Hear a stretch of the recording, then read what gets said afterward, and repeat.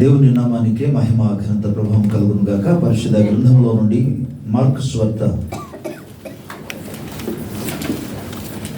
9వ అధ్యాయము 29వ వచనాన్ని ఒకసారి మనందరం కలిసి చదువుకుందాం. మార్కు సువార్త 9వ అధ్యాయము 29వ వచనము. అందుకైన ప్రార్థన వలనే గాని మరి దేని వలనైనను ఈ విధమైనది వదులుకోవట అసాధ్యమని వారితో చెప్పాను. ప్రార్థన. ప్రేమ కనికరం కలిగిన మా తండ్రి, నీ ఘనమైన గొప్ప నామానికి మేము కృతజ్ఞతాస్తుతులు చెల్లిస్తున్నాము. దేవా, నీవు మాతో మాట్లాడమని మేము ప్రార్థిస్తున్నాము. వినగల చెవులు, గ్రహించగలిగిన హృదయాలు అందరికీ అనుగ్రహించున్నాయన. అల్పుడను నీ పాదధుని తండ్రి, అపాత్రుడను ఆయన నీ అందు మీరు మరుగుపరిచి అభిషేకించి మీ దాసుని నోట నీ మాట నుంచి మీరు మాట్లాడే మహిమ పొందండి. నీ ఆత్మ సహాయమును కోరుచున్నాం. నీ కృప మీద ఆధారపడుచున్నాం నాయన. నీకే స్తుతులు చెల్లిస్తూ యేసు క్రీస్తు ప్రభు నామములో అడిగి పొంది ఉన్నాము తండ్రి, ఆమేన్. ప్రభుకి స్తోత్రం. దేవాది దేవునికే సకల మహిమ ఘనత ప్రభావము కలుగును గాక. ఆమేన్. మన తండ్రి అయిన దేవుని నుండి ప్రభు అయిన యేసు క్రీస్తు నుండి కృపా సమాధానములు మనందరికీ తోడై ఉండును గాక. ఈరోజు దైవ వాక్యంలో నుండి మార్కు సువార్త 9వ అధ్యాయము 29వ వచనంలో, అందుకు ఆయన ప్రార్థన వలననే గాని మరి దేని వలనైనను ఈ విధమైనది వదిలిపోవుట అసాధ్యమని వారితో చెప్పాను. గడిచిన నెలాంతట్లో జనవరి మొదలుకొని డిసెంబర్ ఇక ఆఖరి వరకు సంఘ విశ్వాసులుగా రకరకాల అంశాలలో ప్రార్థన చేస్తుంటారు, ప్రభు దగ్గర మొరపెట్టుంటారు. కొన్నిటికి జవాబు పొంది ఉండవచ్చు, కొన్నిటికి జవాబు పొందకపోవచ్చు. పొందకపోవడం వలన రకరకాల భావన అనేది మనసులో ఉంటుంది. ఎందుకు దేవుడు అసలు విడుదల చేయలేదు, ఎందుకు లేదా రక్షణ కలుగజేయలేదు, ఎందుకు పరిష్కారము చేయలేదు. కొన్నిటిని దీనికి పరిష్కారము 2 విధాలుగా చెప్తున్నాడు దేవుడు ఇక్కడ. నెంబర్ 1, ఒకటి ప్రార్థన వలనది తప్ప మరి దేని వలన జరగదు. ప్రభుకి స్తోత్రం. సంఘములో అందుకొరకే ప్రార్థన కార్యక్రమం అనేది, ప్రార్థన యొక్క సమయం అనేది నియమించడం అనేది అందుకు జరిగింది. తద్వారా సంఘ విశ్వాసులు దేవుని యొక్క మందిరానికి వచ్చి దేవుని బిడ్డలతో కలిసి ప్రార్థన చేయటం ద్వారా మాత్రమే నీ యొక్క సమస్యల నుండి నువ్వు విడుదల పొందగలవు. కానీ విశ్వాసుల జీవితంలో నేటి దినాల్లో అపవాది నిర్లక్ష్యపరిచే ఒక మార్గము ఏదైనా ఉన్నదంటే, ఎక్కడ ఉన్నదంటే అది ప్రార్థనలో మాత్రమే. The most neglected area in the life of Christian is prayer life. వారు దేవుని సన్నిధానికి వెళతారు, దేవుని మందిరానికి వస్తారు, దేవుని వాక్యం వింటారు, అంత బాగానే కనబడుతుంది. కానీ ప్రాక్టికల్గా క్రియాశీలంగా ప్రార్థించాలి అని అన్నప్పటికీ అనేక మంది ఈ ప్రార్థన సమయానికి వారు నిర్లక్ష్యం చేస్తారు. ఒక్కొక్కసారి ఉజ్జీవ కూడిక జరుగుతుంది అనుకోండి, మహాసభలో జరుగుతుంది అనుకోండి, అందులోనూ కూడా పాలిభాగస్తులు అవుతారు. కానీ వినండి, ఉజ్జీవ కూడికలు జరిగిన ఆ ఉజ్జీవ కూడికలు 2 రోజులు, 2 రోజులు, 3 రోజులు, మహా అయితే 4 రోజులు, 5 రోజులు అనుకోండి. ఆ తర్వాత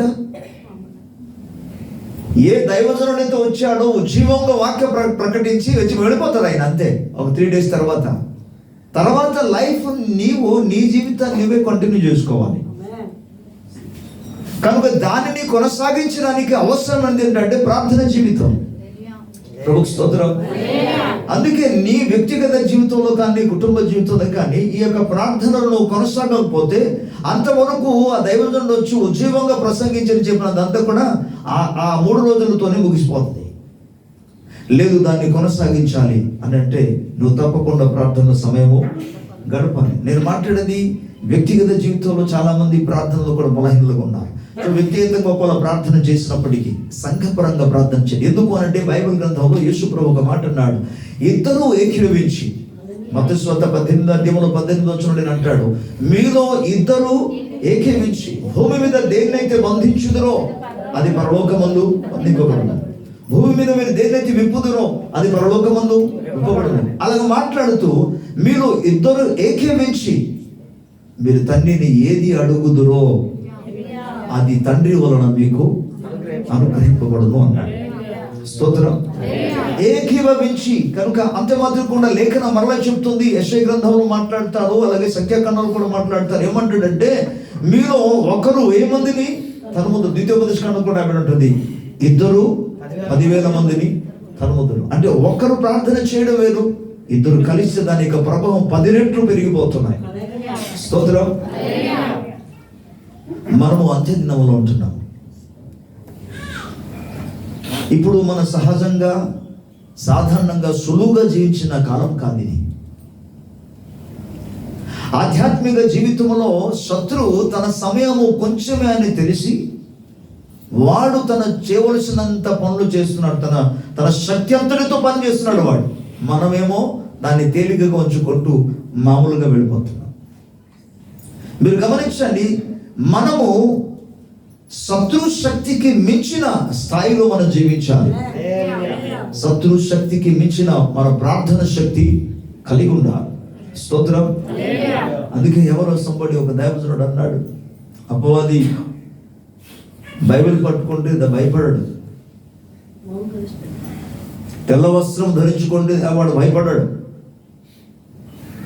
కానీ బలహీనముగా ఉన్న ఒక క్రైస్తవుడు, బలహీనమనగా క్రైస్తవుడు, బలహీనం అన్న పదానికి అర్థం ఏంటంటే ఫిజికల్గా, శారీరకంగా ఒక వ్యక్తి బలహీనముగా ఉండి కూడా మోకరించి ప్రార్థిస్తున్న వాడు ఎదుట వాడు గడగడ వణుకుతాడు. దేవుని స్తోత్రం. హల్లెలూయా. అందుకే ప్రార్థన ఈ విధమైనది, ప్రార్థన వలననే కానీ మరి దేని వలన కాదు, కుదరదు. పట్టుదల కలిగి నువ్వు ప్రార్థన చేయాలి, భారము కలిగి దేవుని సన్నిధిలో నువ్వు ప్రార్థన చేయాలి. ప్రభుకు స్తోత్రం. అండ్ రెండో భాగంలో మీరు గమనించండి, ప్రార్థనలో రాకుండా, ప్రార్థన చేయకుండా నీ జీవితంలో ఏమి పొందుకోలేవు. ఎందుకంటే దేవుని యొక్క లేఖనము కానీ, పరలోక రాజ్యం యొక్క శాసనము కానీ, దేవుని రాజ్య నియమం ఏంటంటే కేవలము అడుగుడి మీకు అంతే, అడగకుండా మీకేం దొరకదు. అడగకుండా ఎవరికి దొరుకుతుంది అది కూడా చెప్తాను. అడగకుండా కూడా దేవుడు ఎవరికి ఇస్తాడంటే ఎవరైతే ఆయనకి ఇష్టలుగా జీవిస్తారు, మరి అడగకుండా ఇచ్చేస్తాడు దేవుడు. ప్రభుకి స్తోత్రం. దావీదు జీవితాన్ని గురించి సాక్ష్యం మనకి ఏం చెప్తుంది? లేఖన భాగాలు మనం గమనించినప్పుడు అపొస్తలుల కార్యంలో రాయబడి ఉంటుంది, సమూయేలు గ్రంథం రాయబడి ఉంటుంది. అపొస్తలుల కార్యం 13వ అధ్యాయం 21వ వచనంలో 22వ వచనం చూసుకుంటే దావీదుని గురించి మాట్లాడుతూ ప్రభు ఏమంటాడంటే, దావీదు అతడు నేను కోరుకున్నవాడు ఇతడే అన్నాడు, నంబర్ 1. అండ్ నంబర్ 2 ఏమంటాడంటే ఇతడు నా హృదయ అనుసరణ. తెలుగు తర్జుమా చూస్తే నా మనస్సును అనుసరించేవాడు ఉంటుంది, బట్ ఇంగ్లీష్ని మనం దాన్ని తర్జుమా చేస్తే ఇతడు నా హృదయ అనుసరుడు అంటాడు. He is the man after my own heart. నా హృదయాన్ని అనుసరించగలిగిన, అంతేకాకుండా ఇంకా అతని గురించి ఏమంటే అతడు నా ఉద్దేశములు నెరవేర్చేవాడు. స్తోత్రం. దేవుని ప్రజలను అటువంటి వారికి దేవుడు అడగకుండానే ఇచ్చేస్తాడంతే. ఆయనను దేవుని యొక్క రాజ్య నియమం ఏంటంటే ప్రార్థన వలన మాత్రమే దేవుడు ఏదైనా చేయగలడు. స్తోత్రం. ఇలాంటి సందేహాలు ఏదైనా చేయగలడు, ఇలాంటి పాటలు మనం వింటున్నప్పుడు ప్రోత్సహించబడతాం, మంచిదే. కానీ ఎప్పుడు చేస్తాడు దేవుడు? నువ్వు ప్రార్థన చేయకుండా ఏం చేయగలడు దేవుడు? దేవుని రాజ్య నియమమే అది. రెండో భాగంలో మాట్లాడుతూ ప్రభు ఏమన్నాడంటే ప్రార్థన వలనని అనే దాంట్లో ఫుట్ నోట్లు మీరు చూడండి, కింద రాయబడి ఉంటుంది ఉపవాస ప్రార్థన వలన. ఇంగ్లీష్ వెర్షన్ మనం చదువుకుంటే అక్కడ ఏమంటుంటే ప్రార్థన వలనను మరియు ఉపవాసం వలన రాయబడి ఉంటుంది.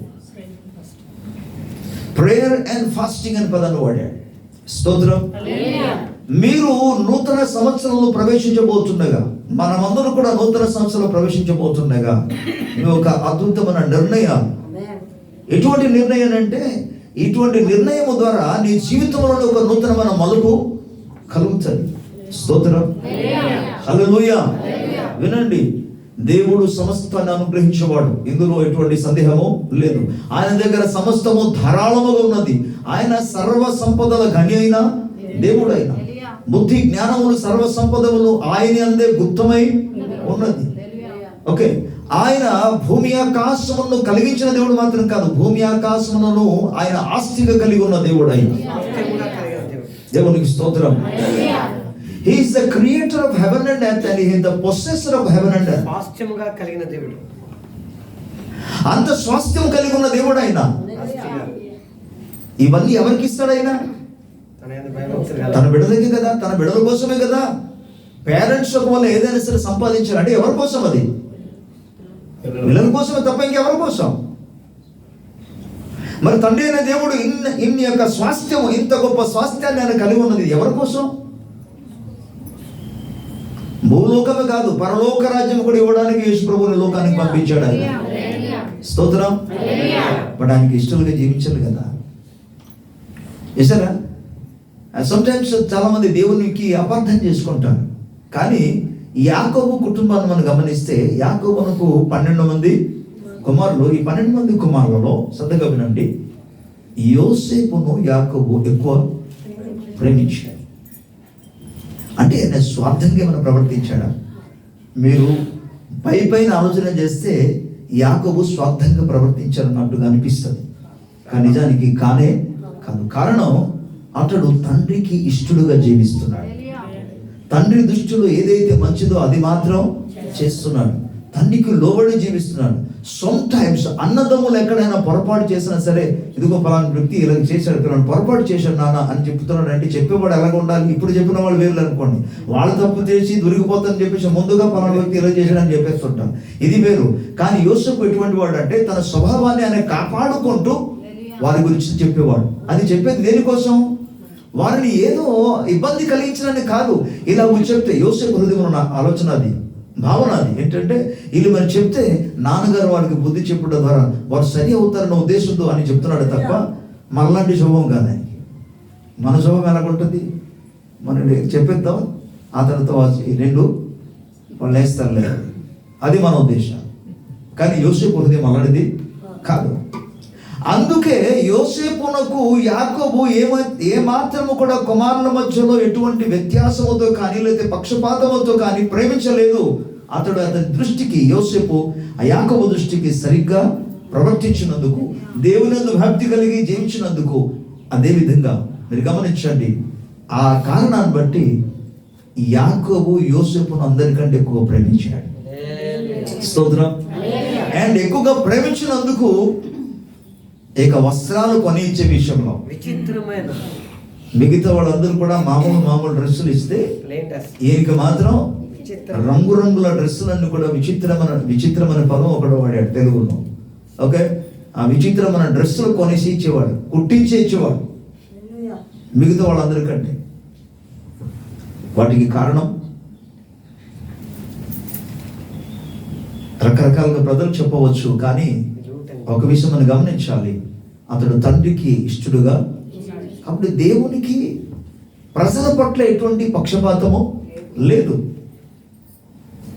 మనము దేవుని సన్నిధానికి వచ్చి ప్రార్థన చేస్తున్నప్పుడే, ఆయన సముఖంలో ఆయనకి ఇష్టలుగా జీవించినప్పుడే తప్పకుండా దేవుడు కార్యం చేస్తాడు. సో గతకాలం అంతా, నేను గతకాలం అనడం లేదు, ఆ గడిచిన నెలంతటిలో నీవు పొందుకోలేని వాటిని కూడా, సాధ్యము చేయలేని వాటిని కూడా కేవలము ప్రార్థన ద్వారా మాత్రం అది సాధ్యమవుతుంది.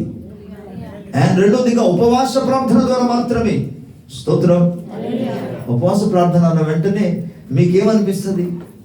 సంవత్సరం యొక్క అంతంలో చివరిలో మనం ఒక 2 రోజులు 3 రోజులు అనుకుందాం, ఒక సాయంకాలం ఒక పూట పెట్టుకుందామని అంటే అసలు ఏం చేయాలి తెలుసా? నన్ను అడిగితే గంతులు వేయాలి. దేవునికి స్తోత్రం. ఇంతకాలానికి సంఘమంతో కూడి ఒకే సంవత్సరాంతంలో ప్రభువా నీ సముఖంలో కృతజ్ఞత కలిగి ఉపవాసం కలిగిన గొప్ప భాగ్యము ఇచ్చావయ్యా, నీకు స్తోత్రం అని గంతులు ఇస్తూ రావాలి. అసలు నేను మామూలుగా చెప్పట్లేదు, లేఖనాల భాగాలు చెప్తుంది. జకరియా గ్రంథంలో దేవుని యొక్క వాక్యం 8వ అధ్యాయం మనం చదువుకోగలిగితే అక్కడ మాట్లాడుతూ ఏమంటాడో తెలుసా? ఉపవాస ప్రార్థన అనేది 18, 19 వచ్చిన మనం చదువుకుంటే రాబడి ఉపవాస ప్రార్థన అనేది ఇజ్రాయేల్ ప్రజలకు, యూదులకు అది మనోహరమైన పండుగ. మనకేమో క్రిస్మస్ పండుగ. ఎందుకంటే క్రిస్మస్ రోజు మనకేముంటుంది? కొత్త డ్రెస్సులు, బిర్యానీ ఉంటుంది, ఇంకా పప్పలు ఉంటాయి, రకరకాల తయారు చేస్తారు. తప్పు కాదు. మరి దీనికి మీరు ఏ విధంగా పండుగ ఊహించుకుంటున్నారో దేవుని స్తోత్రం. ప్రభు జన్మదినాన్ని జ్ఞాపకము చేసుకుంటూ మీరు పండుగ ఆచరిస్తున్నారే, దేవునికి స్తోత్రం, మంచిదే. కానీ ఉపవాస ప్రార్థనకి వెళ్ళడానికి కూడా యూదా ప్రజలందరూ కూడా, ఇజ్రాయేల్ ప్రజలందరూ కూడా ఆ దినాన్ని వారు మనోహరమైన పండుగ వాళ్ళు ఎంచుకుంటున్నారు. స్తోత్రం. 4వ నెల, 7వ నెల, 10వ నెల వారికి మనోహరమైన పండుగ. దేవుని స్తోత్రం. ఎందుకు వాళ్ళకి పండుగ తెలుసా? వినండి, శ్రద్ధగా వినండి. దేవుని స్తోత్రం చెప్పాలి. ఉపవాస దినం అంటే ఎందుకు పండుగ అంటే, ఉపవాస ప్రార్థన ద్వారానే ప్రతి విధమైన జరగని పనులన్నీ కూడా జరుగుతాయి. ఉపవాస ప్రార్థన ద్వారానే శత్రువు ఒక దుర్గములన్నీ కూడా సంపూర్ణంగా కోల్చబడుతుంది. ఉపవాస ప్రార్థన ద్వారా మాత్రమే శత్రు ఒక కాడి విరగొట్టబడుతుంది. ఉపవాస ప్రార్థన ద్వారా మాత్రమే శత్రు సంఖ్యలను కూడా ఊడిపోతుంది. దేవుని స్తోత్రం. అందుకే వారికి అది మనోహరమైన పండుగ. పండుగే పండుగ అన్నమాట. పండుగ చేసుకో అంటారు కదా కొంతమంది. అందుకే దైవ వాక్యం మనకి ఏం చెప్తుందంటే, ఉపవాస ప్రార్థన వలనను ఉపవాస ప్రార్థన వలనే మాత్రము సాధ్యమవుతుంది, కార్యాలు సఫలమవుతాయి. దేవుని స్తోత్రం. దీనికి అనుగుణంగా దేవునికి లేఖన భాగంలో ప్రజలు రకరకాల సందర్భాలలో దేవుని దగ్గరికి వెళ్ళి ఉపవాసం ఉండి ప్రార్థన చేశారు. వారిలో ఒక పట్టణమే దేవుని సముఖంలో ప్రార్థన, ఉపవాసం ఉండి ప్రార్థన ప్రకటించారు. యోనా గ్రంథంలో దాన్ని మనం చూస్తాం. ప్రియులారా, ఈ యోనా గ్రంథంలో ఒక దిన ప్రయాణం అంతా కూడా యోనా ప్రయాణం చేస్తూ సువార్త ప్రకటిస్తున్నాడు. 40 రోజుల తర్వాత ఈ పట్టణాన్ని దేవుడు నాశనం చేయబోతున్నాడు అని ప్రకటించగా ప్రజల్లో ఒక రకమైన భయం వచ్చింది. అంతకు మునుపు అనేక మార్లు యోనా వెళ్ళి ప్రకటించినా సరే వారు ఏమాత్రం కూడా పట్టించుకోలేదు. మారుమనసు పొందండి, దేవుని మీ మార్గమును సరిచేసుకోండి, మీ పద్ధతులు సరిచేసుకోండి, మీ యొక్క నడవలని సరిచేసుకోండి, దేవునికి ఇష్టమైన రీతిలో మీ జీవితాన్ని మలుచుకోండి అని చెప్పినా ఎవరు వినలే. కానీ ఎప్పుడైతే మీ మీదికి 40 రోజుల్లో మీరు మారు మనసు పొందకపోతే 40 రోజుల్లో నాశనం రాబోతుందంటే వాళ్ళకి భయం వచ్చింది. మొత్తానికి దేవునికి స్తోత్రం కలుగును గాక. వారందరూ కూడా ఏకముగా కూడి, ఒకసారి మనం వెళదాం యోనా గ్రంథంలోనికి మనం వెళదాం. ఒకసారి ప్రభుకి స్తోత్రం. 3వ అధ్యాయంలో 3వ అధ్యాయం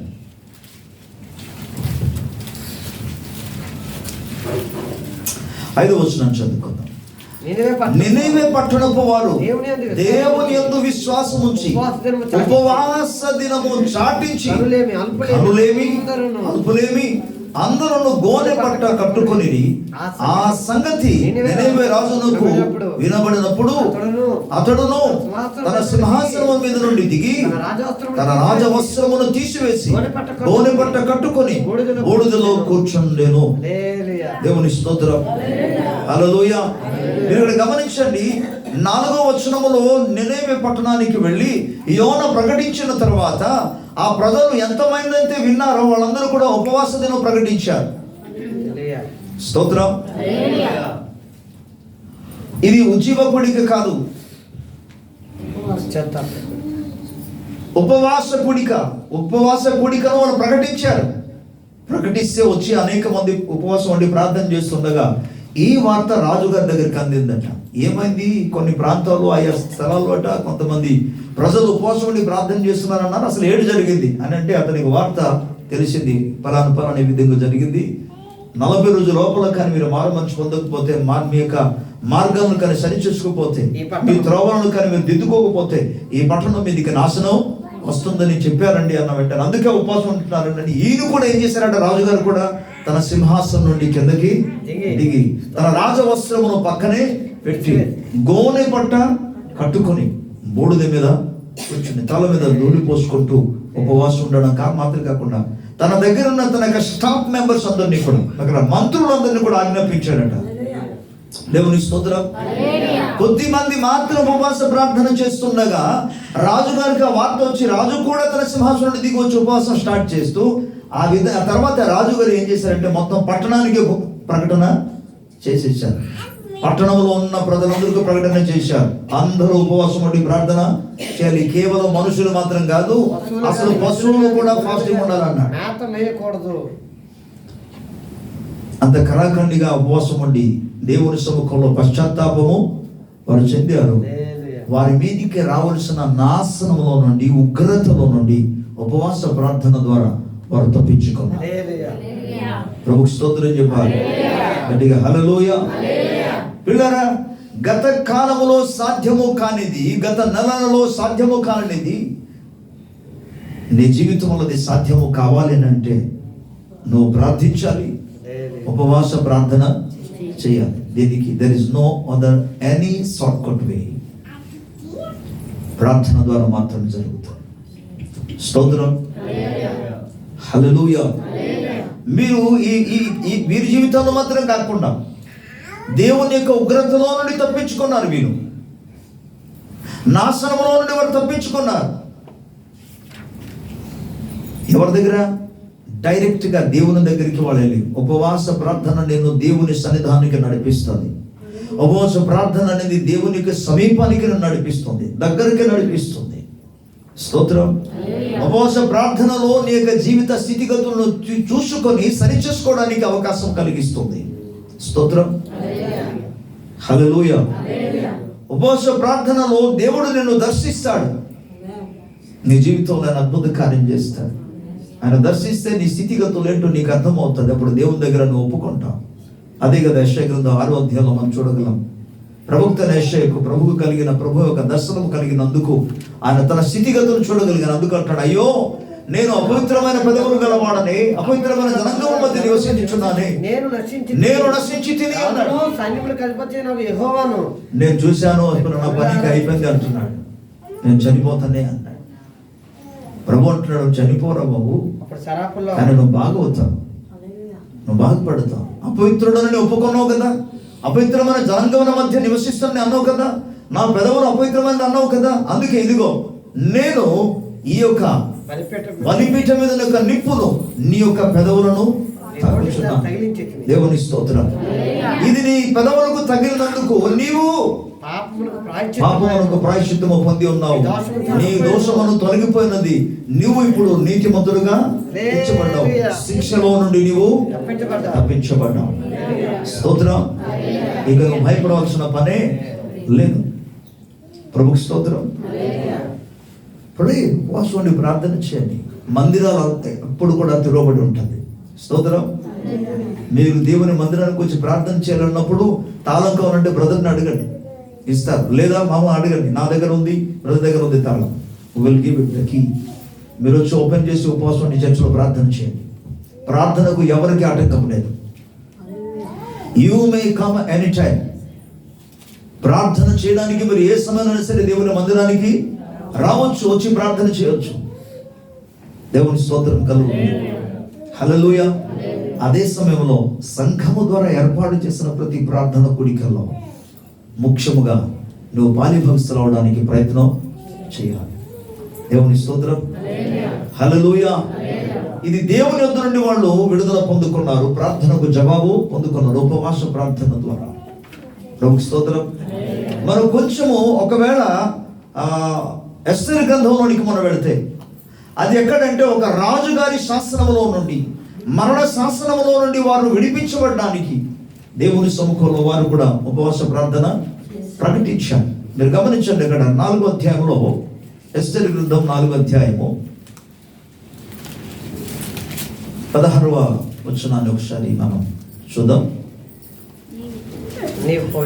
నీవు పోయి షూషానునందు కనబడిన యూదులందరినీ సమాజ మందిరమునకు సమకూర్చి నా నిమిత్తం ఉపవాసం ఉండి 3 దినములు అన్నపానములు చేయకుండుడి.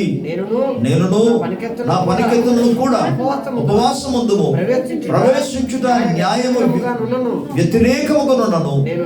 నేను రాజునందుకు ప్రవేశించుదును, నేను నశించిదను. మీరు గమనించండి, ఒక స్థలానికి వెళ్ళడానికి ఆర్డర్ లేకపోయినా, ఒక స్థలానికి వెళ్ళడానికి, ఒక వ్యక్తి దగ్గరికి వెళ్ళడానికి మనకు అనుమతి లేకపోయినా, అది ప్రార్థన ఉపవాస ప్రార్థన ద్వారా మాత్రం సాధ్యమవుతుంది. స్తోత్రం.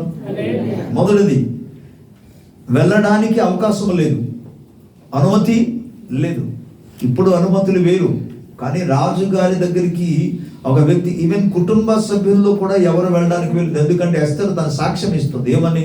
ఇప్పటికి ఒక 4 రోజులైంది, అసలు నాకు పిలువలేదు, కాబట్టి నేను లోపలికి అంతఃపురానికి ఇప్పటి వరకు, రాజుగారి అంతఃపురానికి ఇప్పటి వరకు నేను వెళ్ళలేదు. అయినా సరే పిలువకపోయినా నేను వెళతాను.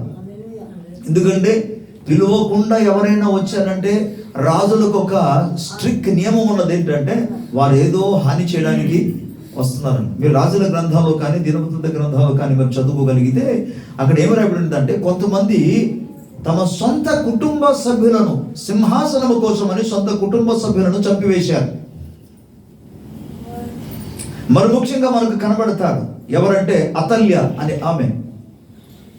తనకు సంబంధించిన తన కుమారుని ఎప్పుడైతే చనిపోయాడో, తన కుమారుడు చనిపోయిన తర్వాత తన కుటుంబ సభ్యులు ఎవరు కుమారులు కానీ మళ్ళీ కుమార్తె, మిగిలిన కుమారులు కానీ కుమార్తెలు ఎవరు ఉండడానికి వెళ్ళేదని వాళ్ళందరినీ కూడా హతమార్చేసింది. ఒకే ఒక కారణం. ఏంటి కారణం తెలుసా? సింహాసనం నాకు మాత్రం దక్కాలి అని. సౌలు దావీదును ఎందుకు చంపడానికి ప్రయత్నం చేశాడు? ప్రజలు పొగిడినందుకు మాత్రం కాదు. ప్రజలు ఎప్పుడైతే పొగిడారంటే వారి మనసుంతా కూడా దావీదు వైపు తిరిగిపోతుంది. అప్పుడు రాజ్యము దావీదు వైపు వెళ్ళిపోతుంది. నేను నా రాజ్యాన్ని కోల్పోతాను అని చెప్పి దావీదును చంపడానికి వెళ్ళాడు.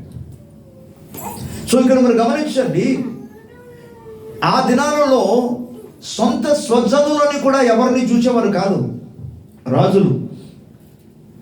వారు మాత్రం రాజుగా ఉండాలి. ఇటువంటి సందర్భాలు జరిగింది కాబట్టే రాజు సెలవు లేకుండా ఎవరు లోపల ప్రవేశించడానికి వీల్లేదు. ఒకవేళ ప్రవేశిస్తున్నారంటే వాటి కారణం ఏంటో తెలుసా? ఏదో సంథింగ్ వారు కీడు చేయడానికి వెళ్ళబోతున్నారనే యొక్క ప్రోటోకాల్ వారికి ఉన్నందున. ఇప్పుడు ఎస్తేర్ అంటున్నాను ఏమని? ఇటువంటి స్థితిగతులని నేను 4 రోజులైంది ఇప్పుడు లోపలికి ఎవరు అని నాకు అనుమతి ఇవ్వలేదు, అందుకే నేను లోపలికి వెళ్ళడానికి అవకాశము లేదు. అయినను నేను నశిస్తాను కానీ నేను వెళ్తాను. అయితే నేను వెళ్ళి రాజుగారి దగ్గర నేను కటాక్ష పొందినట్లుగా, నేను దయ పొందినట్లుగా నా కోసం మీరు ఉపవాసం ఉండి ప్రార్థన చేయండి. స్తోత్రం.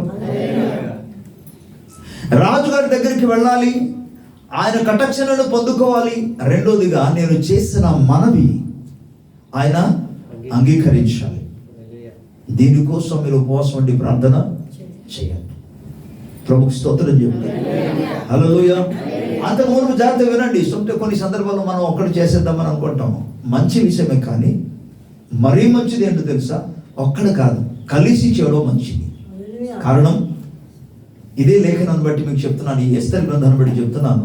అంతకు మునుపు మొర్దెకాయి ఏం చేశాడు? మొర్దెకాయి ఆయన రాజుగారి యొక్క గుమ్మం దగ్గరికి వచ్చి ఆయన కూడా చేసిన పని ఏంటి? తన వస్త్రమంతా కూడా చెప్పుకొని గోనె పట్ట కట్టుకొని కూర్చున్నాడు. అక్కడ చేస్తున్నాడు లేదా? ఒక్కడే. అది కొంత మట్టుకు మాత్రం ప్రభావం చూపించగలిగింది. కానీ ఎప్పుడైతే యూదులందరూ కూడా కలిసి ఉపవాసం ఉండి ప్రార్థన చేశారో దాని ప్రభావం చాలా అద్భుతంగా మారింది. స్తోత్రం. వాటిని బట్టి మీరు గమనించండి, రాజుగారి దగ్గరికి వెళ్ళడానికి అవకాశం కలిగింది, అనుమతించారు. చూచిన వెంటనే ఆమె మీద కటాక్షముతో రమ్మని ఆహ్వానించాడంట రాజు. స్తోత్రం. రాజుగారి మనసులో ఎటువంటి భయం లేదు, ఎలాంటి దిగులు లేదు, ఎటువంటి చింత లేదు. ఏదో హాని చేసేస్తారేమో, కీడు చేస్తారనే ఆలోచన రాకుండా ప్రేమతో ఆహ్వానించాడు, పక్కనే కూర్చుండబెట్టాడు. ప్రభుకి స్తోత్రం. అండ్ ఆ సందర్భంలో గమనించండి, జ్ఞానముతో కొన్ని పరిస్థితులు మనం డీల్ చేయాలి. చాలా మంది ఇక్కడ విఫలమవుతుంటారు. జ్ఞానముతో కొన్ని పరిస్థితులు మనం డీల్ చేయాలి. తొందరపడిపోయి అనవసరంగా నోరు జారిపోకూడదు, తొందరపడిపోయి అనవసరంగా మాట్లాడకూడదు. ఎందుకంటే ఆ మాటలు విన్నవారిలో అది ఎప్పుడూ జ్ఞాపకంలో ఉంటుంది. అందుకే తొందరపడి కూడా మాట్లాడకూడదు, తొందరపడి ఏ ఆలోచన తీసుకోకూడదు. అందుకే పేతురు పత్రికలు అంటాడు, మొదటి అధ్యాయంలో ఆయన మాట్లాడుతూ యాకోబు పత్రికలో అంటాడు మొదటి అధ్యాయంలో, మీరు వినుటకు వేగులు గలవారు, మాట్లాడుటకును నిదానించేవారుగా ఉండాలి. కోపపడుటకును మాట్లాడడానికి నిదానించేవారుగా ఉండాలి. కోపపడాలన్నప్పుడు చాలా జాగ్రత్తగా ఆలోచించమంటున్నాడు. మాట్లాడాలి అన్నప్పుడు చాలా జాగ్రత్తగా మాట్లాడమని చెప్తున్నాడు. కానీ ఆయన అదే సమయంలో మాట్లాడుతూ వినడానికి మాత్రం వేగిరపడమన్నాడు. ఓకే, అందుకే ఈ యొక్క ఎస్తేరు రాణి రాజుగారి సముఖంలో ఆమె ఎంత చక్కగా నిదానంగా మాట్లాడింది. దేవుని స్తోత్రం చెప్తాను గట్టిగా హల్లెలూయా. ఓకే, యాకోబు పత్రిక మొదటి అధ్యాయం 19 అంటాడు, నా ప్రియ సహోదరులారా, మీరే సంగతి ఎరుగుదురు కనుక ప్రతి మనుష్యుడు వినుటకు వెగురుపడువాడును, మాట్లాడుటకు నిదానించువాడును, కోపించుటకు నిదానించువాడునై ఉండాలి. ఎందుకనగా నరుని కోపము దేవుని నీతిని నెరవేర్చదు. మనం కోపపడి చేయగలిగింది ఏం లేదు. కోపడితే మనం నష్టపోతాం. కోపడితే మన ఏమంటారు, మన క్యారెక్టర్ పోతుంది అక్కడ కోపడితే. అందుకే ఆమె నిదానించి పనిచేస్తుంది, తెలివి కలిగి బాగా ఆలోచిస్తూ నెమ్మదిగా. ఆమె చూసారా, రాజుగారు ప్రశ్న అడుగుతాడు, అమ్మా నీ కోరిక అసలు ఏంటి చెప్పండి అని అంటే, నేను చెప్తానులే అంటూ వెంటనే చెప్పకుండా ఏమంటున్నాడు తెలుసా, జ్ఞానము కలిగి ఆమె మాట్లాడితే ఏం కాదు రాజుగారు, మీరు నేను ఏర్పాటు చేసే విందును ఆరగించడానికి నా భవనంలోనికి రావాలి. కాకపోతే మీరు ఒకరే కాదు, నీతో పాటు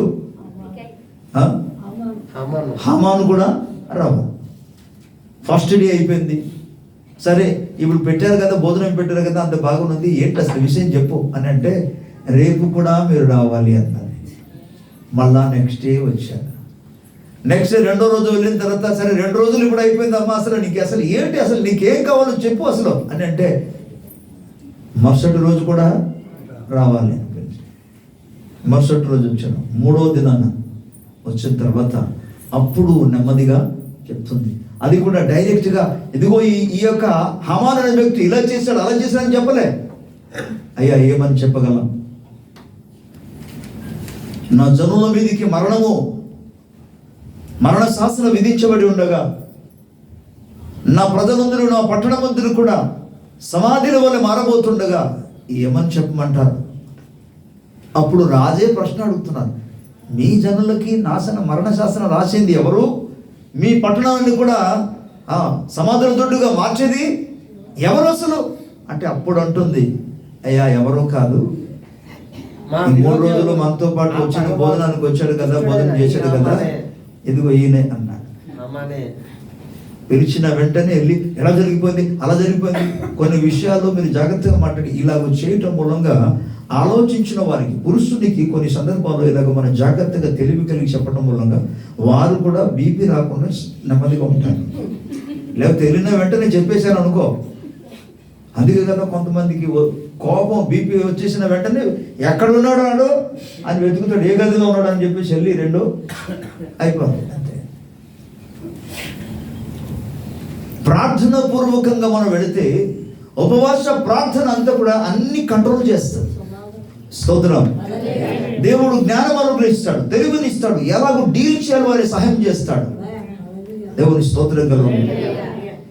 అలాగూ చేసి ఆ తర్వాత తాను విన్నవించినాక విన్నపానికి జవాబు పొందుకున్నది. ఆమె పొందుకున్నది ఇజ్రాయేలు ప్రజలందరికీ కూడా, యూదులందరికీ కూడా అది మహా పండగ దినముగా మారింది. దేవుని స్తోత్రం. ఈవెన్ ఈనాడు కూడా ఇజ్రాయేల్ ప్రజలు ఆ సేమ్ పండుగ చేస్తూనే వస్తున్నారు. అందుకే ఉపవాస ప్రార్థన అన్న వెంటనే యూదులకు మనోహరమైన, ఎందుకంటే దాని ద్వారా మాత్రమే వారికి గొప్ప అద్భుత కార్యాలు జరుగుతుందని, దాని ద్వారా మాత్రమే ఎటువంటి మరణ శాసనమైన సరే తప్పించగలమని, దాని ద్వారా మాత్రమే ఇహలోక సంబంధన రాజ్యం యొక్క శాసనం అన్నింటిలో నుండి, వ్యతిరేకమైన శాసనములన్నింటిలో నుండి విడుదల పొందుకోగలరని. అందుకే వాళ్ళు ఉపవాస ప్రార్థన అంటే గొప్ప సంతోషం. Praise the Lord. కానీ ఇప్పటి కాలంలో ఉన్న దేవుని బిడ్డలు అనేక మందిలో కొందరికి ఉపవాస ప్రార్థన అన్న వెంటనే ఉపవాసం లేకుండానే ముఖం మాడిపోతుంది. చాలా మంది దేవుని ప్రజలారా ఉపవాసం చేస్తేనే శరీరము, పౌలు అంటాడు, ఈ శరీరము, ఈ యొక్క బాహ్య శరీరము కృషించిపోచున్నాను, మా యొక్క అంతరంగ పురుషుడు దినదినము నూతనపరచబడుతున్నాడు. ప్రభుకు స్తోత్రం. శారీరకంగా మన యొక్క శరీరం బలహీనమైన సరే, స్తోత్రం. షుగర్ వ్యాధి ఉన్నవాళ్ళు ఉపవాసం అంటే అమ్మో చచ్చిపోతామంట. కానీ వాళ్ళకి తెలియని విషయం ఏంటంటే ఉపవాసం అంటే షుగర్ పెరిగిపోతుంది. నిజం. అందుకే డాక్టర్లు దాన్ని చెక్ చేయడానికి వెళ్ళినప్పుడు, టెస్ట్ చేసడానికి వెళ్ళినప్పుడు ముందు ఫాస్టింగ్, ఓకే, దాన్ని టెస్ట్ చేయమంటారు. అర్థమవుతుందా? ఫాస్టింగ్లో ఎంత ఉంది, ఫాస్టింగ్ లేకుండా అంటే ఫీస్టింగ్లో ఎంత ఉంది, అవన్నీ వాళ్ళు చెక్ చేస్తారు. తర్వాత ఏదో మెడిసిన్ రాస్తారు. కానీ గమనించండి, నువ్వు ఫాస్టింగ్ ఉంటే ఏమైపోవు, నువ్వు ఏమి చనిపోవు. ప్రపంచంలో ఇప్పటి వరకు కూడా బైబిల్ చరిత్రలో కానీ, లేకపోతే క్రైస్తవ చరిత్రలో కానీ, ప్రపంచ చరిత్రలో కానీ ఉపవాసం ఉండి చచ్చిపోయిన వాళ్ళు అక్కడ లేరు. కానీ ఉపవాసం ఉండి బాగుపడిన వాళ్ళు మాత్రం ఉన్నారు. ఉపవాసం ఉండి స్వస్థత పొందిన వాళ్ళు ఉన్నారు, విడుదల పొందిన వాళ్ళు ఉన్నారు. స్తోత్రం. జీవితంలో అద్భుతమైన మేలు పొందుకున్న వాళ్ళు ఉన్నారు. ప్రభుకు స్తోత్రం కలుగును. కనుక ఈ విధమైనది ప్రార్థన వలనే కానీ, ఉపవాస ప్రార్థన వలనే కానీ మరి దేని వలన జరగదు. ప్రభు సముఖంలో ఒక నిర్ణయం తీసుకోవాలి. దేవుడు దానియేలు దేవుని సముఖంలో ఉపవాసం ఉండి ప్రార్థన చేశాడు. వాగ్దానాన్ని జ్ఞాపకం చేసుకుంటూ ఒక్కొక్కసారి వినండి శ్రద్ధగా. దేవుడు వాగ్దానం చేశాడు కదా, వాగ్దానం నెరవేర్చేస్తాడు. ఆయన వాగ్దానం నెరవేరుస్తాడు. కానీ ఆ వాగ్దానం నెరవేర్చబడినట్లుగా మనం ప్రార్థన చేయాలి. కానీ దానియేలు మామూలు ప్రార్థన చేయలే. దానియేలు గ్రంథం 9వ అధ్యాయంలో చూసుకుంటే ఆయన మామూలు ప్రార్థన చేయలేదు, ఉపవాస ప్రార్థన చేశాడు. ప్రవక్త ఇర్మీయా ద్వారా ప్రకటించబడిన ప్రవచనం ఏంటంటే 70 సంవత్సరాల తర్వాత నేను నా ప్రజలను మరలా ఆ బానిసత్వం నుండి, ఏ బానిసత్వం, ఐగుప్తు బానిసత్వం కాదు, బబులోను దేశం యొక్క బానిసత్వం నుండి మరలా నేను విడిపిస్తాను అని ప్రభు చెప్పిన వాగ్దానాన్ని జ్ఞాపకం చేసుకొని 70 సంవత్సరాలు పూర్తి అని తెలుసుకొని ఆ వాగ్దానాన్ని ప్రభువా నువ్వు ఇప్పుడు నెరవేర్చు అంటూ దేవుని సముఖంలో తన పాపమును అలాగే తన ప్రజల యొక్క పాపను ఒప్పుకుంటూ ప్రభు దగ్గర ప్రార్థన చేశాడు. వాగ్దానాలు నెరవేర్చడానికి 31st నైట్ వచ్చిన వెంటనే ప్రభుకి స్తోత్రం. తనకొకటి, పాస్టర్ గారు నాకొకటి, నా మనోడికి ఒకటి, నా మనోరాలకు ఒకటి తీసుకెళ్ళిపోతున్నారు. కానీ వాగ్దానాన్ని నెరవేర్చినట్టుగా ప్రార్థన చేస్తే కదా. దానియేలు ప్రార్థన చేశాడు, ఉపవాసం ఉండి ప్రార్థన చేశాడు. ప్రభా నీ వాగ్దానం ఇచ్చావు, ఆ వాగ్దానాన్ని నెరవేర్చు. స్తోత్రం. 9వ అధ్యాయంలో ఉపవాసం ఉండి ప్రార్థన చేశాడు. ఎన్ని రోజులు చేశాడని మనకు తెలియదు. 10వ అధ్యాయానికి వస్తే మరలా 3 వారాలు ఆయన అన్నపానములు పుచ్చుకోలేదు. అన్నపానాలు పుచ్చుకోలేదు. ఈవెన్ స్నానాభిషేకం అంటే స్నానం కూడా చేయలేదు. అంటే కూర్చున్న స్థలంలోనే అలా ప్రార్థనలో ఉండిపోయాడు అంతే. ప్రభుకు స్తోత్రం. దేవుడు దానికి జవాబు ఇచ్చాడు. ఆయనకి ఉపవాస ప్రార్థన ద్వారా అద్భుతమైన రిజల్ట్ మనం పొందుకోగలం. స్తోత్రం. దానియేలు జీవితాన్ని గురించి ఒకసారి మేము మళ్ళీ జ్ఞాపకం చేస్తాను వేరే సందర్భాన్ని బట్టి. చూడండి, జ్ఞానులందరినీ కూడా హతమార్చడానికి రాజుగారు ఆజ్ఞాపించాడు. అప్పటికే ఆ దినాల్లో ఉన్నాక అనేక మంది జ్ఞానులందరినీ కూడా, పండితులందరినీ కూడా హతమార్చేశారు. కానీ వినండి శ్రద్ధగా, దానియేలు చాలా తెలివి కలిగి, జ్ఞానము కలిగి, ఎందుకంటే అందరికంటే జ్ఞానము కలిగిన దేవుని జ్ఞానం పొందుకున్నవాడు కాబట్టి ఎవరైతే హతమార్చుచున్నారో ఆయన దగ్గరికి వెళ్ళి, అయ్యా ఎందుకు అసలు జ్ఞానం హతమార్చేస్తున్నాడు, ఎందుకు చంపేస్తున్నాడు, ఏంటి కారణం చెప్తారంటే, ఏం కాదు, రాజుగారు కళ చూసారా, కళభావం ఎవరు చెప్పలేకపోయారు. ఇన్ని సంవత్సరాలు వారిని పోషించి, వారికి భత్యం ఇచ్చి, అన్ని చేసి, అన్ని పోషించిన తర్వాత కూడా వారు నేను చూసిన కళకు జవాబు, ఆ అర్థాలు చెప్పలేకపోయారు, అందుకే చంపిస్తున్నారు సార్ అన్నారు. ఓ ఇదేనా, భయపడక్కర్లేదు, నేను ఆ కళ చెప్తాను, కళభావం కూడా చెప్తానని నాకు కొంచెం టైం ఇవ్వమని చెప్పాడు. ఎందుకు టైం తెలుసా? ప్రార్థన చేయడానికి. కొంత సమయం అని ఆయన ఆ రాజు దగ్గర కాదు, రాజు నియమించిన అధికారి దగ్గర బతుమాలుకున్నాడు. కొద్ది రోజులు నాకు టైం ఇవ్వండి సార్ అని అంటే ఆయన టైం ఇచ్చారు. సరే అలాగేనండి. ఈయన వచ్చాడు, దానియేలు వచ్చి తన 3 ఫ్రెండ్ని పిలిచాడు, అనన్య, అజారియా, మిషాయల్. వాళ్ళని పిలిచి పరిస్థితిలో జరిగిపోయింది, మన ఉపవాసం ఉండి ప్రార్థన చేయాలి.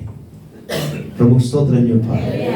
వారు ఉపవాసం ఉండి ప్రార్థన చేశారు. ప్రార్థన చేస్తుండగా దేవుడు అతనికి దర్శనము ద్వారా ఆ కళ యొక్క భావాన్ని బయలుపరిచాడు. స్తోత్రం. జవాబు వచ్చిన వెంటనే ఉపవాస ప్రార్థన మానేసి ఆపేశాడు. అంతే ఆపేసి వెంటనే తన స్నేహితులు కూడా చెప్పాడు, మన ఉపవాసం ఆపేద్దాం, ఎందుకంటే దేవుడు నేను కనుగొన్న వాటిని, ప్రార్థన చేసిన వాటిని ఆయన అనుగ్రహించాడు కాబట్టి. దేవుని స్తోత్రం. విచిత్రమైన విషయం ఇక్కడ చెప్పనా, వినండి అందరూ. ఇక్కడ విచిత్రమైన విషయం ఏంటంటే, కొద్దిగా ఆశ్చర్యపడవలసిన విషయం ఏంటంటే, రాజుగారు కలకన్నాడు. ఇప్పుడు ఈయన ప్రార్థన ఏంటి, ప్రభా నువ్వు రాజుగారికి ఏ కళనిచ్చావో, నెబుకద్నెజర్ రాజుకి ఏ కళ అయితే చూపించావో ఆ కళ నాకు చూపించు, మొదటి ప్రార్థన. రెండో విషయం ఏంటంటే, ఆ కళ యొక్క భావాన్ని నాకు తెలియజే ప్రభు. కొద్దిగా వేరేగా అనిపిస్తుంది మనకి. అతను చూసిన కళ నాకు చూపించమని అనడం ఏంటి అంటే, అతనికి చూపించిన కళ దేవుడు నన్ను కూడా చూపగలడు అనే విశ్వాసం కలిగి ఉపవాసం ఉండి ప్రార్థన చేస్తే, రాజుగారిని నెబుకద్నెజరుకు చూపించిన కళను దేవుడు ఇతనికి చూపించాడు. ఇది ప్రార్థన వలన, ఉపవాస ప్రార్థన వలన సాధ్యం. స్తోత్రం. హల్లెలూయా. వినండి, కొంతమంది దేవుడు మీ ఇంటికి వెళ్ళమని చెప్పారండి, ఆయన వస్తారు. మీరు అందుకే ప్రార్థన పూర్వకంగా ఉండాలి. అప్పుడు మీరేం చెప్పాలి, మరి దేవుడు నువ్వు వస్తావని నాకు చెప్పలేదండి. మరి తనతో మాట్లాడిన దేవుడు నీతో, నేను బైబిల్ ఆధారాన్ని బట్టి మాట్లాడుతున్నా. చెప్పనా? లేఖనాలే చెప్తాను. స్తోత్రం. హల్లెలూయా. అపొస్తలుల కార్యము 10వ అధ్యాయంలో ఫస్ట్ భాగం మనం గమనిస్తే, మొదట దేవుడు కొర్నేలియుతో చెప్పాడు, పలానా పట్టణంలో పలానా వ్యక్తి సీమోను అని చర్మకారుడి ఇంటిలో సీమోను పేతురు అనే వ్యక్తి అక్కడ ఉన్నాడు, అతన్ని పిలిపించుమని మొదట ఆయనతో దేవుడు మాట్లాడాడు. అక్కడ సీమోను పేతురు ప్రార్థన చేస్తుండగా దేవుడు అతన్ని ఏమంటాడంటే, నువ్వు వారు పిలుస్తున్నారు, వాళ్ళతో పాటు నువ్వు వెళ్ళు అన్నాడు. అంటే ఒకవైపున ఎవరింటికి వస్తున్నారో వారితో దేవుడు మాట్లాడాడు, మరోవైపున ఎవరు వస్తున్నారో అతనితో కూడా మాట్లాడాడు. ఇవన్నీ కూడా ప్రార్థన, ఉపవాస ప్రార్థన ద్వారా సాధ్యమవుతుంది. స్తోత్రం. అప్పుడు ఉదయం నుండి ఏం లేదు, పేతురుకి ఏం పెట్టలే. ఆ ఊర్లో ఉన్నాడు కానీ ఎప్పేలో ఉంటుండగా ఉదయం నుండి లేకపోతే మొన్నటి నుండి, మరి దానికి ముందు నుండి మరి మనకు తెలియదు దానికి ఏం అంటే, పేతురు అంత వీకా, అంత బలహీనుడా? మీరు గమనించండి, అపొస్తలుల కార్యము 10వ అధ్యాయం మనం చూసుకోగలిగితే, సామాన్యంగా మీరు ఊహించండి, అతడు మూర్ఛిల్ల పరిస్థితిలోనికి వెళ్ళిపోయాడట. పరవశించి ప్రార్థన చేస్తుండగా, మంచి ఎండాకాలంలో, మంచి ఎండల మధ్యాహ్న కాల సమయంలో మేడ మీదకి వెళ్ళి ఆయన ప్రార్థన చేస్తుండగా అతను మిక్కిలి ఆకలి కొని, చూడండి, మిక్కిలి ఆకలి కొన్నాడంటే అంత ఆకలితో ఉన్నవాడు ఆయన, అంత బలహీనుడా? ఒక పూట ఉండలేడా? బహుశా దానికి ముందుగా ఆయన ఉపవాసంలో ప్రార్థనలో సమయము గడిపి ఉండవచ్చు. దేవునికి స్తోత్రం. లేకపోతే మధ్యాహ్నానికి ఆకలికి వచ్చేస్తే అంత వీక్ అయిపోతాడా? కాదు. కానీ ఆ స్థితిలో వాడు ప్రార్థన చేస్తుండగా దేవుడు అతనికి దర్శనాన్ని చూపించగలిగాడు. దేవుని స్తోత్రం చెప్పాలి. దేవుని ప్రజలారా, సమస్తానికి పరిష్కారము ప్రార్థన. అందరూ చెప్పాలి, ఉపవాస ప్రార్థన. కాబట్టి గడిచిన సంవత్సరాల్లో కానీ, గడిచిన 12 నెలల్లో కానీ ఏమి జరగలేదు అని నువ్వు ఊహించుకొని ఒకవేళ నడుస్తుంటే, జీవిస్తుంటే, దేవుడు ఈ చివరి ఆదివారం నీతో మాట్లాడేది ఏంటంటే, pray and fast and pray. ఉపవాసం ఉండి ప్రార్థన డెఫినెట్గా దేవుడు నీకు అద్భుతమైన విడుదల అని అనుగ్రహిస్తాడు. అప్పుడు ఈ ఉపవాసం అన్న వెంటనే నెక్స్ట్ టైం ఎప్పుడైనా సరే ప్రకటిస్తారన్నాడు అంటే నీలో ఆనందం. దేవుని స్తోత్రం. నేను ఇప్పటి వరకు కూడా ఎవరికి అలా చూడలే. ఉపవాసం ప్రకటించిన వెంటనే వా అని ఒక్కడు కూడా చూడలే. ఎప్పుడు పాస్టర్ గారు సరే వా అనే వరకు వెళ్ళకపోయినా సరే పాస్టర్ గారు ఎప్పుడంటే ఉపవాస ప్రార్థన, నేను దానికోసం రెడీ అవుతాను, సిద్ధపడతాను. ఎప్పటి నుంచి ఒక్కడ అడగలే. ఏరెండింగ్లో ఇలా పెట్టేశారంటే మేము జనవరి 1కి మంచి డ్రెస్ వేసుకొని మంచి ఫోజ్ చేసి మంచిగా ఫోటో తీద్దామన్న విడుగా ముఖాలన్నీ కూడా ఇలాగైపోతాయి. జనవరి 1కి నువ్వు ఫోటో తీసుకోవడం కాదు కావాల్సింది. జనవరి 1కి నీ ముఖం చాలా అందంగా చూపించడం కాదు కావాల్సింది. జనవరి 1కి అని ఇంకొక సంవత్సరం ప్రవేశించినప్పుడు నీ యొక్క సమస్యలను పరిపూర్ణ విడుదల పొంది ప్రవేశించాలి. స్తోత్రం. నా గత సంవత్సరంలో నాకు ఎటువంటి సమస్యలు లేకుండా సమస్య వచ్చిన వాటన్నిటి నుండి ప్రభు నాకు విమోచించాడు అని సంతోషంగా నీ వేళలో ప్రవేశించాలి. స్తోత్రం. అది జరగాలని దేవుడు ప్రేమతో ఈ మాట చెప్తున్నాడు. దేవుని ప్రజలారా, ప్రభు సముఖంలో ప్రార్థన ద్వారా మాత్రమే సాధ్యం. ఉపవాస ప్రార్థన ద్వారా మాత్రమే సాధ్యం. ఆమేన్. హల్లెలూయా. నీకు ఎటువంటి స్థితిగతులు నా ప్రభు చెప్పిన మాట కేవలం ప్రార్థన వలననే కానీ మరి దేని వలన జరగదనిశాడు ప్రభు. సో సమస్తము దేవునికి సాధ్యము. దేని వలన? విశ్వాసి భక్తుడు ప్రభు సముఖంలో ప్రార్థన చేస్తున్నప్పుడు, ఉపవాస ప్రార్థన చేస్తున్నప్పుడు. ప్రభుకి స్తోత్రం. ఆమేన్. కళ్ళు మూసుకోండి, ప్రార్థన చేసుకుందాం. దేవుని సముఖంలో కళ్ళు మూసుకోండి, ప్రార్థన చేసుకుందాం. థ్యాంక్ యూ లార్డ్, నీకు స్తోత్రం. Hallelujah, hallelujah. Praise the Lord, praise the Lord, praise the Lord. Glory be to the name of Jesus Christ of Nazareth. అందరూ ప్రార్థన చేయాలి, అందరూ ప్రార్థన చేయాలి. ప్రభు సముఖంలో మొరపెట్టాలి. ప్రతి ఒక్కరు కూడా దేవుని కృపను వేడుకోవాలి. లార్డ్ హెల్ప్ అని ప్రభు దగ్గర మొరపెట్టాలి. ఆయన ఉపవాస ప్రార్థన చేయటంలో నాకు సహాయం దయచేయండి. నీ కృప చొప్పున ఆయన. Hallelujah. స్తోత్రం, స్తోత్రం. Wonderful God, I worship your name, Lord Jesus. Praise the Lord, praise the Lord. Stotram, stotram, stotram naina. Oh, praise your name, Lord Jesus.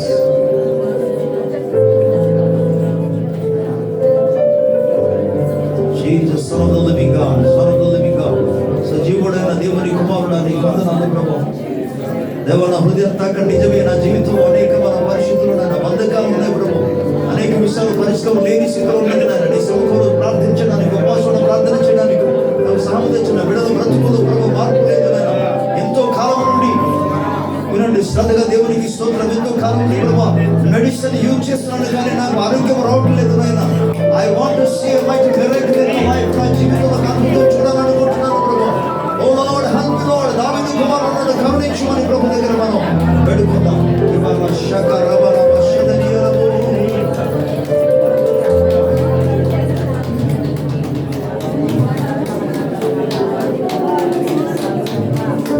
ప్రార్థనవలనే పయనము, ప్రార్థనే ప్రాకారము, ప్రార్థనే ప్రాధాన్యము, ప్రార్థన లేనిది పరాజయం. ప్రార్థనవలనే పయనము, ప్రార్థనే ప్రాకారము, ప్రార్థనే ప్రాధాన్యము, ప్రార్థన లేనిది పరాజయం. ప్రభువా ప్రార్థనలే పయనము, ప్రార్థించకుండా నేనుండలేనయ్యా. ప్రభువా ప్రార్థనలే పయనము, ప్రార్థించకుండా నేనుండలేనయ్యా. నీ పాదాలు నా పయనం సాగనయ్యా. నీ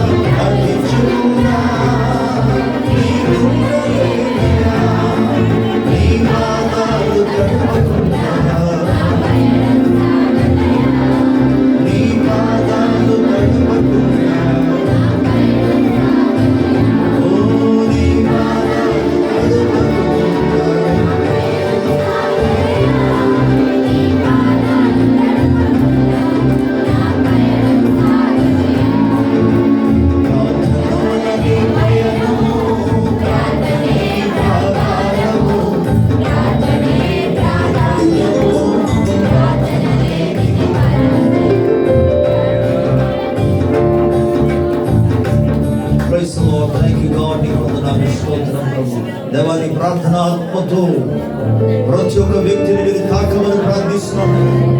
ఓ నీ ప్రార్థనాత్మతో నింపబడినట్లుగా నీ కృప కలుగునుగా కనాయి, కృప కలుగునుగా కనాయి, కృప కలుగునుగా కనాయి. నీ సన్నిధిలో ఉపవాసం ఉండి నేను ప్రార్థించగలుగునట్టుగా కృప కలుగునుగా, కృప కలుగునుగా కనాయి. బలపరచు. No more sorrows, no more pain, oh Father. No more weeping alone. కేమాత్రం ఏడుపు కాదు, కన్నీరు కాదు నాయన. నీ సముఖములో ప్రార్థించి నాయన సమస్తము సాధ్యము చేయగలుగునట్టుగా, పరిష్కారం పొందినట్లుగా నాయన నీ సముఖంలో ప్రార్థన ఉపవాసము చేసి విడుదల పొందినట్లుగా ఓ నీ కృప కలుగునుగా నాయన, నీ కృప కలుగునుగా కదా. నీ సముఖములో నాయన ఉపవాస ప్రార్థన చేసి అసాధ్యమైనవన్నీ కూడా సాధ్యము చేయగలుగునట్లుగా నీ కృప కలుగునుగా నాయన. నీ సముఖంలో ప్రార్థించినైనా వైద్యుల చేత కానిదినైనా దైవికమైన ఆరోగ్యము స్వస్థత పొందినట్లునైనా నీ కృప కలుగునుగా నాయన, నీ కృప కలుగునుగా కదా. స్తోత్రం. మూయబడిన ప్రతి తలుపులు తెరవబడినట్లుగా నాయన, శత్రు యొక్క ప్రతి విధంగా దుర్గమాడు కూడా సంపూర్ణంగా కూల్చబడినట్లుగా నాయన నీ కృప కలుగునుగా.